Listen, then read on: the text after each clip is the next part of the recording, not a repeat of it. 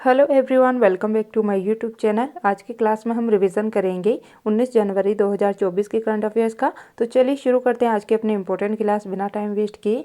तो आज का अपना क्वेश्चन नंबर फर्स्ट है, गुट निरपेक्ष आंदोलन का 19वां शिखर सम्मेलन कहाँ प्रारंभ होगा। तो ये प्रारंभ होगा युगांडा के अंदर। तो देखिए, गुट निरपेक्ष आंदोलन इसका 19वां शिखर सम्मेलन है जिसका आयोजन होगा, प्रारंभ होने जा रहा है युगांडा कंपाला के अंदर, और इसका आयोजन होने वाला है 19 और 20 जनवरी को। फिर देखिए, इसके अंदर भारत की तरफ से भाग ले रहे हैं विदेश मंत्री एस जयशंकर। इसके बाद देखिए नेक्स्ट है NAM, जो इसका फुल फॉर्म होता है नॉन अलाइड मूवमेंट, जो गुट निरपेक्ष इसे कहा जाता है।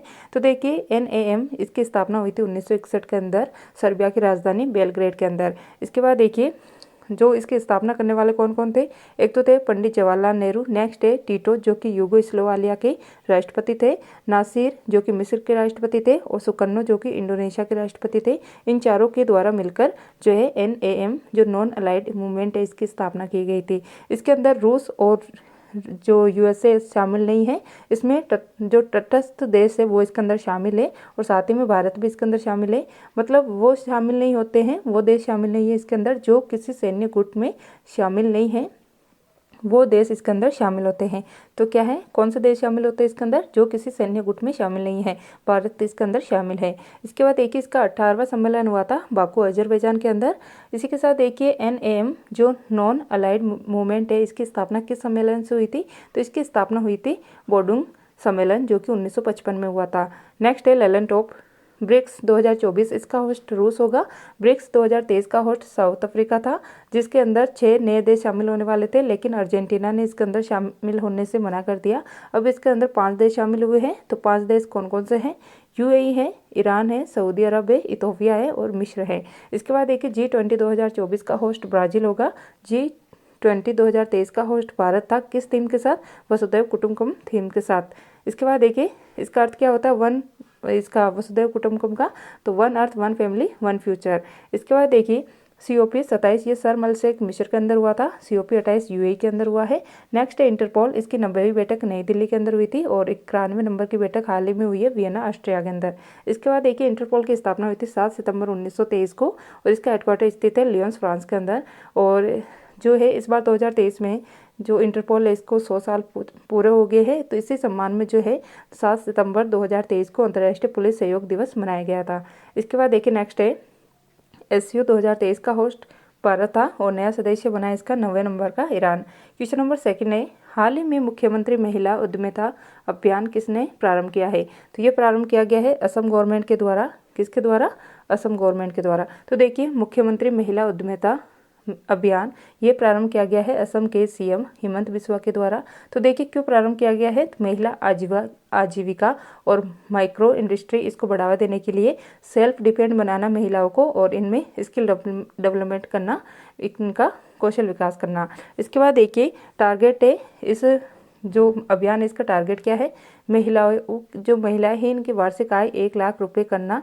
इसके साथ ही देखिए इसमें जो असम है यहाँ पर बहनों को वेदेहो कहा जाता है, तो मतलब महिलाओं को लखपति वेदेहो बनाना। इसके लिए शर्त रखी गई है कि जो जनरल और OBC है इसके जो महिलाएं हैं उनके 3 बच्चों से अधिक नहीं होने चाहिए, और ST SC की महिलाओं के 4 बच्चों से अधिक नहीं होने चाहिए, वो ही इसका लाभ उठा पाएगी। इसके बाद देखिए ललन टॉप में अम्बुबाची का मेला, ये कामाख्या माता मंदिर असम के अंदर लगता है, और असम के वर्तमान में राज्यपाल कौन है, तो गुलाब चंद्र कटारिया। इसके बाद देखिए बिहू और वांगचू ये असम के त्यौहार है। अमृत वृक्ष आंदोलन ये असम के अंदर चलाया गया है। दैहिंग पटकई नेशनल पार्क ये नवीनतम है भारत का, और ये असम के अंदर स्थित है। फिर देखिए भारत का नवीनतम शास्त्रीय नृत्य कौन सा है, तो यह है सत्रिया जो कि असम का है, और ये सन 2000 के अंदर जो है शास्त्रीय नृत्य बना था, और ये शंकर देव के अंक्या नाट पे आधारित है। इसके बाद देखिए क्वेश्चन नंबर 3 है, हाल ही में दुनिया की पहली परमाणु बैटरी बनाने वाला स्टार्टअप बीटा बोल्ट का संबंध किससे है, तो ये संबंधित है चीन से। तो देखिए चीन की कंपनी है बीटा बोल्ट, इसके द्वारा परमाणु बैटरी बनाई गई है, और ये विश्व की पहली परमाणु बैटरी है। इसको 50 वर्ष तक चार्ज करने की आवश्यकता नहीं है। और साथ ही में देखिए इसके अंदर जो है आइसोटोप समस्थानिक का यूज़ किया गया है, समस्थानिक 63 का यूज़ किया गया है, जिसका मतलब ये 6 से बिजली एनर्जी के अंदर कन्वर्ट होने वाला है। इसके बाद देखिए जो परमाणु है ये बार बार चार्ज करने की आवश्यकता नहीं होती है, और इसकी लाइफ लॉन्ग टर्म होता है ये, और इसका आकार छोटा होता है। इसके बाद देखिए ललन टॉप में परमाणु बम के जनक कौन थे? तो ये थे ओपनहाइमर। और परमाणु बम ये किस सिद्धांत पर कार्य करता है? तो नाभिक के विखंडन पे। इसके बाद देखिए भारत की स्वदेशी परमाणु पनडुब्बी है INS अरिहंत। हाइड्रोजन बम का जनक ये टेलर है। और परमाणु रिएक्टर भट्टी में कौन सी अभिक्रिया होती है? तो नियंत्रित नाभिक के विखंडन। इसके बाद देखिए इसके अंदर जो न्यूट्रॉन है इसको नियंत्रित करने के लिए यूज़ किया जाता है बोरोन और कैडमियम की छड़ का। और मंदक के रूप में यूज़ किया जाता है भारी जल D2O, या फिर जो कार्बन का अपर रूप है ग्रेफाइट, इसका यूज़ किया जाता है। और ईंधन फ्यूल के रूप में यूज़ किया जाता है यूरेनियम 235 का। इसके बाद देखिए हाइड्रोजन के 3 समस्थानिक होते हैं, प्रोटियम, ड्यूटेरियम और ट्रिटियम। तो देखिए मतलब 1H1 इसको प्रोटियम कहते हैं, 1H2 इसको ड्यूटेरियम कहा जाता है और 1H3 इसको ट्रिटियम कहा जाता है। तो देखिए जिसमें मतलब ये होता है यहाँ पर परमाणु क्रमांक, मतलब जो परमाणु क्रमांक सेम होते हैं तो इन्हें समस्थानिक कहा जाता है। और ये ऊपर होते हैं परमाणु भार, ये परमाणु मास होता है, तो ये सेम होते हैं तो यह कहलाते हैं समभारिक। इसके बाद देखिए क्वेश्चन नंबर 4 है, हाल ही में कौन सा भारतीय संस्थान दुनिया का दूसरा सबसे मूल्यवान IT ब्रांड बना है? तो ये बन गया है TCS। तो देखिए वैल्यूएबल IT ब्रांड, IT मतलब इंफॉर्मेशन टेक्नोलॉजी, तो मूल्यवान ब्रांड ये बन गया है। फर्स्ट पे पूछे तो ये है एक्सनेचर, जो कि इसका हेडक्वार्टर स्थित है आयरलैंड की राजधानी डबलिन के अंदर। और साथ ही में देखिए सेकंड पे है TCS टाटा कंसल्टेंसी सर्विस। इसके शेयर अभी 11%, मतलब इसके शेयर में 11% की उछाल आई है। और इसकी वैल्यू कितनी है पूरे विश्व के अंदर? तो ये है $19.2 मिलियन। इसके बाद देखिए थर्ड पे है इन्फोसिस। नेक्स्ट है ललन टॉप में देखिए भारत की 13वीं महारत्न कंपनी कौन सी है? तो ये है ऑयल इंडिया लिमिटेड। भारत की सबसे मूल्यवान कंपनी कौन सी है? तो ये है LIC। और IT एक्ट किस वर्ष से संबंधित है? तो सन 2000 से संबंधित है। और नेशनल स्टार्टअप डे ये मनाया जाता है 16 जनवरी को। और अभी हाल ही में स्टार्टअप के अंदर 1 करोड़ प्लस के अंदर टॉप पे है गुजरात और 1 करोड़ माइनस के अंदर टॉप पे रहे हिमाचल प्रदेश। इसके बाद देखिए क्वेश्चन नंबर 5 में, हाल ही में केंद्र सरकार ने किसे 9वीं भारतीय शास्त्रीय भाषा के रूप में अपनाने की घोषणा की है? तो ये घोषणा की गई है फारसी भाषा के लिए। तो देखिए शास्त्रीय नृत्य जो क्लासिकल डांस है वो भारत में अभी तक 6 थे। क्लासिकल लैंग्वेज है, ये शास्त्रीय भाषा है, ये यहाँ पे सही करना, शास्त्रीय भाषा क्लासिकल लैंग्वेज है। तो ये भारत में 6 थी और अभी 3 और घोषणा कर दी गई है। तो 6 कौन कौन सी थी? तमिल जो कि 2004 के अंदर बनी, संस्कृत 2005 में, तेलुगु कन्नड़ 2008 में, मलयालम 2013 में, उड़िया 2014 के अंदर। अब 3 नई शास्त्रीय भाषाएं जो अभी जयशंकर जो है ईरान के दौरे पे गए थे, तो यहीं पर जो है इन्होंने 3 नई शास्त्रीय भाषाओं की घोषणा की है। 7वीं बनी है पाली, 8वीं प्राकृत और 9वीं बनी है फारसी। इसके बाद देखिए ललन टॉप में अनुसूची 8 में मूल संविधान के अंदर कितनी भाषाएं थी? 14 थी। वर्तमान में 22 भाषाएं हैं। तो 15वीं भाषा सिंधी जुड़ी थी 21वें संविधान संशोधन द्वारा। 16, 17, 18 नेपाली मणिपुरी कोंकणी भाषा जुड़ी थी 11वें संविधान संशोधन द्वारा। 19, 20, 21, 22 बोडो डोंगरी संताली मैथिली ये 92वें संविधान संशोधन द्वारा जोड़ी गई थी। अभी वर्तमान में अनुसूची 8 के अंदर 22 भाषाएं शामिल है। फिर देखिए महात्मा बुद्ध ने उपदेश कौन सी भाषा में दिए थे? तो पाली भाषा में। संघ की राजभाषा का उल्लेख ये भाग 17 के अंदर है, आर्टिकल 343 से 351 के अंदर। हिंदी भाषा का विकास ये आर्टिकल 51 में है। विश्व हिंदी दिवस ये मनाया जाता है 10 जनवरी को। और अगर भाषा आयोग बनाया जाए तो भाषा आयोग राष्ट्रपति के कहने पर बनाया जाएगा आर्टिकल 344 के तहत। और अभी तक बना है BG खेर आयोग।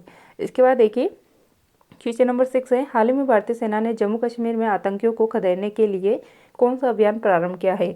तो इस अभियान का नाम है ऑपरेशन सर्वशक्ति अभियान। तो देखिए ऑपरेशन सर्वशक्ति अभियान ये भारतीय सेना के द्वारा जम्मू कश्मीर के राजौरी और पुंछ जिले के अंदर चलाया गया है। इसके अंदर कौन सी टुकड़ी भाग लेंगी? तो 15वीं कोर और 16वीं कोर इसके अंदर भाग ले रही हैं। क्यों? तो आतंकियों का सफाया करने के लिए। इसके बाद देखिए ललन टॉप में ऑपरेशन अजय ये इजराइल में फंसे भारतीयों को वापस लाने के लिए चलाया गया था। ऑपरेशन दोस्त तुर्किया और सीरिया में जो भूकंप आया था उसमें सहायता के लिए चलाया गया था। ऑपरेशन देवी शक्ति अफगानिस्तान में, ऑपरेशन गंगा यूक्रेन में, ऑपरेशन कावेरी सूडान में, और ऑपरेशन करुणा म्यांमार में, और ऑपरेशन अक्सा फ्लड ये हमास ने इजराइल के खिलाफ चलाया था। और ऑपरेशन आयरन स्वाड ये इजराइल ने हमास के खिलाफ चलाया था। इसके बाद देखिए ऑपरेशन कैक्टस ये मालदीव में भारत के द्वारा चलाया गया था 1988 के अंदर। जो यहाँ के राष्ट्रपति थे उस समय अब्दुल कयूम, इनकी सत्ता को बचाने के लिए इनकी सत्ता को बचाया गया था ये ऑपरेशन चला के। इसी के साथ देखिए जो वर्तमान में मालदीव के राष्ट्रपति वो है मोहम्मद मोइजू। नेक्स्ट है क्वेश्चन नंबर 7, असम राज्य के सर्वोच्च नागरिक सम्मान असम वैभव पुरस्कार 2023 से किसे सम्मानित किया जाएगा? तो ये सम्मानित किया जाएगा रंजन गोगोई को। तो देखिए असम, यहाँ के 3 अवार्ड दिए जाते हैं। असम वैभव अवार्ड जो कि यहाँ का सर्वोच्च है, फिर सेकंड है असम सौरभ अवार्ड, थर्ड है असम गौरव अवार्ड। तो देखिए जो असम वैभव अवार्ड है ये सर्वोच्च है असम का, और इसमें 5 लाख रुपए इनामी राशि होती है, और ये दिया जाएगा जस्टिस रंजन गोगोई को, जो कि भारत के 46वें मुख्य न्यायाधीश थे, और इन्होंने ही राम मंदिर केस के अंदर फैसला सुनाया था, मतलब उसमें मुख्य भूमिका थी। इसके बाद देखिए असम का सौरभ अवार्ड, इसके अंदर 4 लाख रुपए दिए जाते हैं, और ये दिया जाएगा हिमा दास को, जो कि धाविका है। असम गौरव अवार्ड, इसके अंदर 3 लाख रुपए की राशि दी जाती है, और ये 22 लोगों को दिया जाएगा। इसके बाद देखिए ललन टॉप में घुड़सवारी में अर्जुन अवार्ड पाने वाली पहली भारतीय महिला कौन है? तो यह है दिव्यकृति सिंह, और अर्जुन अवार्ड की स्थापना हुई थी 1961 में, और 15 लाख रुपए इसके अंदर इनामी राशि दी जाती है। नेक्स्ट है गुरु रविंद्रनाथ टैगोर साहित्यिक पुरस्कार, ये दिया गया सुकर्ता पॉल को। अर्जुन अवार्ड प्राप्त करने वाली पहली, मतलब अर्जुन अवार्ड प्राप्त करने वाली पैरा तीरंदाज खिलाड़ी कौन है? तो यह है शीतल देवी, जो कि जम्मू कश्मीर की है।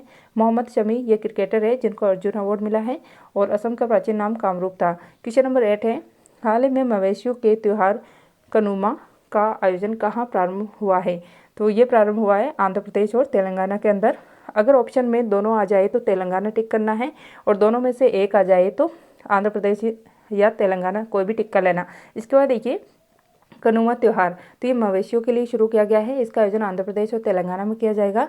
तेलंगाना में जो मवेशियाँ हैं इनकी पूजा की जाती है, मतलब मवेशी जैसे कृषि, पशुपालन, आजीविका, इनसे यहाँ का मतलब इन सब चीज़ों से यहाँ की आजीविका चलती है, कृषि और पशुपालन जिससे मवेशियों से संबंधित है। ललन टॉप में देखिए अटुकल पोंगल, ये केरल में मनाया जाता है, महिलाओं का सबसे बड़ा त्यौहार है। पोंगल तमिलनाडु में मनाया जाता है। वांगला महोत्सव मेघालय में, होजागिरी त्रिपुरा में, और सागा दावा ये सिक्किम में मनाया जाता है। मतलब जो बुद्ध पूर्णिमा और वैशाख पूर्णिमा है इसको सिक्किम में सागा दावा कहा जाता है। इसके बाद देखिए बथुकम्बा बोनालू और मेदाम जात्रा त्यौहार ये तेलंगाना में मनाया जाता है। क्वेश्चन नंबर 9 है हाल ही में महतारी वंदना योजना किसने प्रारंभ की है? तो ये प्रारंभ की गई छत्तीसगढ़ गवर्नमेंट के द्वारा। तो देखिए महतारी वंदना योजना ये छत्तीसगढ़ के सीएम विष्णुदेव साय के द्वारा शुरू की गई है। ये केवल विवाहित महिलाओं के लिए जिनकी एज है 23 से 60 वर्ष, इनको 1000 रुपये प्रतिमाह दिया जाएगा। इसके बाद देखिए ललन टॉप में इंद्रावती टाइगर रिजर्व छत्तीसगढ़ में है। छेड़छरा फेस्टिवल ये छत्तीसगढ़ में मनाया जाता है। हरेली ये छत्तीसगढ़ में मनाया जाता है। तीजन बाई ये पिंडवानी नृत्य से संबंधित है, और ये छत्तीसगढ़ की नृत्य है, पिंडवानी नृत्य। बस्तर में झूमी कृषि को दीपा कहा जाता है। क्वेश्चन नंबर 10 है हाल ही में चर्चा में रहा ऑपरेशन मार्ग बार सरमाचर किसने चलाए हैं? तो ये चलाया गया है पाकिस्तान के द्वारा। तो देखिए इसमें ये है पाकिस्तान का फिगर। तो इसमें देखिए यहाँ पे अफगानिस्तान पड़ता है, यहाँ भारत है, यहाँ पे ईरान है।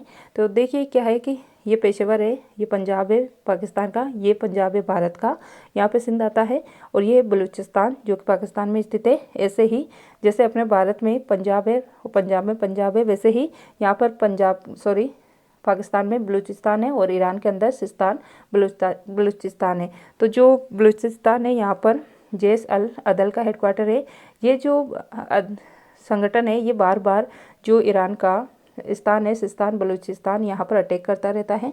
तो इसी चीज़ से परेशान होकर ईरान ने इसके खिलाफ कार्रवाई की, और ईरान ने इसको उड़ा दिया। जो बलूचिस्तान है यहाँ पर जैश अल अदल का हेडक्वार्टर है, तो इसको उड़ा दिया। तो इसी चीज़ से भड़क कर जो पाकिस्तान है इसने कहा कि ये हमारे जो है उल्लंघन हुआ है हमारी चीज़ों का।